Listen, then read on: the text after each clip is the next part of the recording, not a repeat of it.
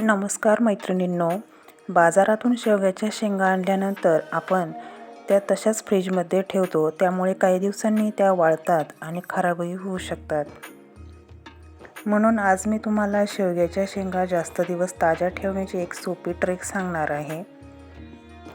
बाजारातून शेवग्याच्या शेंगा आणल्यानंतर त्यांची सुरुवातीची टोके कापून घ्यायची आहे. ती अगदी खराब झालेली असतात, त्यामुळे ते काढून टाकायचे, ते घ्यायचे नाही. बघू शकता, अशा पद्धतीने मी कट करून घेत आहे आणि त्याच्या शिरा पण काढून घेत आहे.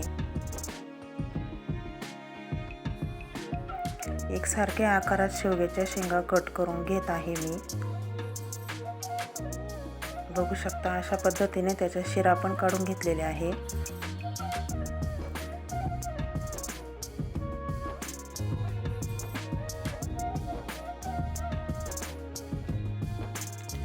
बघू शकता, सगळ्या शेंगा मी आता अशा पद्धतीने कट करून घेतलेल्या आहेत. त्या पूर्णपणे कोरड्या करून घेतलेल्या आहेत. शेंगांवर अजिबात पाणी किंवा ओलावा राहू देऊ नका.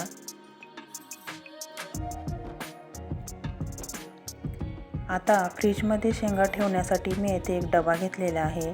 या डब्याच्या तळाशी मी एक टिश्यू पेपर अंथरून घेणार आहे.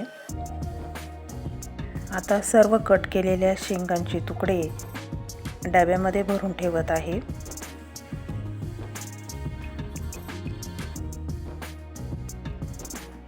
आणि वरून सुद्धा एक टिश्यू पेपर ठेवून द्या, त्यामुळे शेंगा जास्त दिवस हिरव्यागार आणि ताज्या राहतील.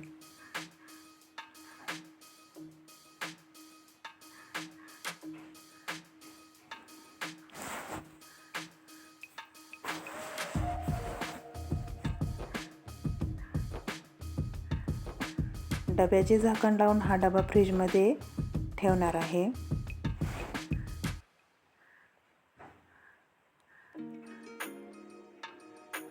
अशा पद्धतीने शेंगा व्यवस्थित कोरड्या करून आणि टिश्यू पेपरच्या मदतीने डब्यामध्ये ठेवल्या तर त्या जास्त दिवस ताज्या आणि हिरव्यागार राहण्यास मदत होते.